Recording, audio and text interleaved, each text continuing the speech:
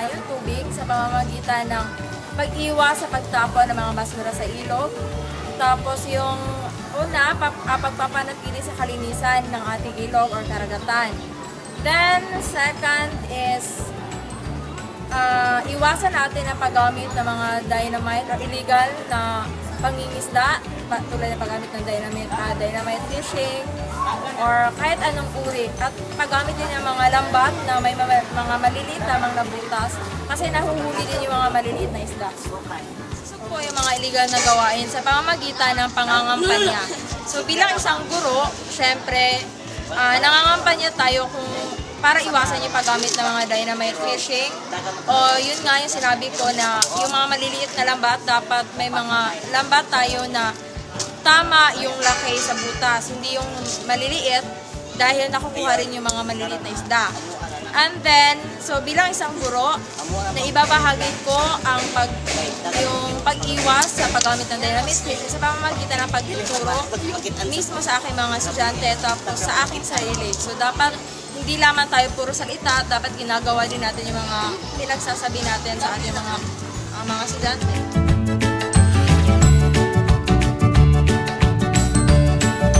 Nakatulong ka sa preserba sa anyong tubig sa pamagitan ng hindi pagtapon ng basura sa dagat at ibang pang-anyong tubig. Makatutulong ako sa pagsugbon sa mga illegal na gawin sa karagatan sa pamagitan pagbibigay impormasyon na hindi dapat tayo gumawa ng mga illegal na bagay sa karagatan.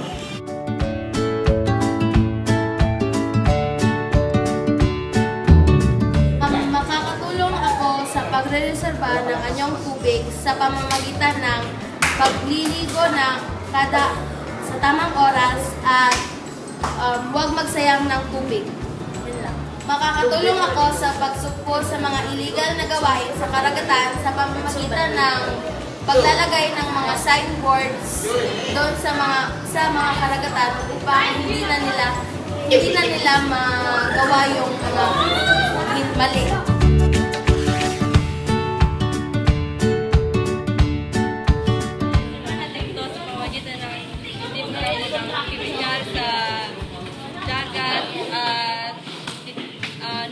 Dynamite fishing. Yan ang mga taon kung ano ang epekto sa dynamite fishing.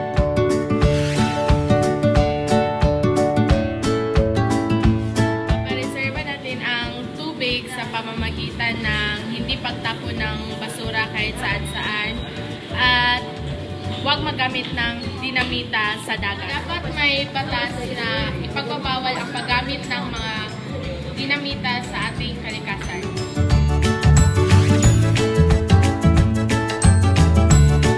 Paggamit ng mga nets na may maliliit na butas kapag nangingisda kasi yung mga maliliit na isda ay mabuhat. Tigil sa dynamite fishing.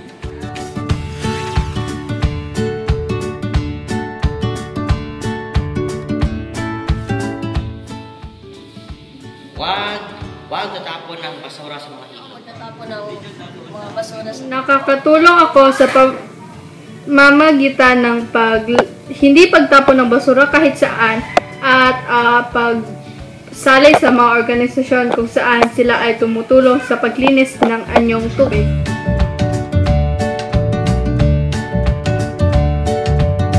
Pagsali ng mga organisasyon na bawal ng mga tao na nagtapo ng basura sa dagat. Stop ng pagtatapo ng dynamite sa dagat at pagtatapo ng mga toxic. Pag-inform ng mga tao na hindi ito makabuti sa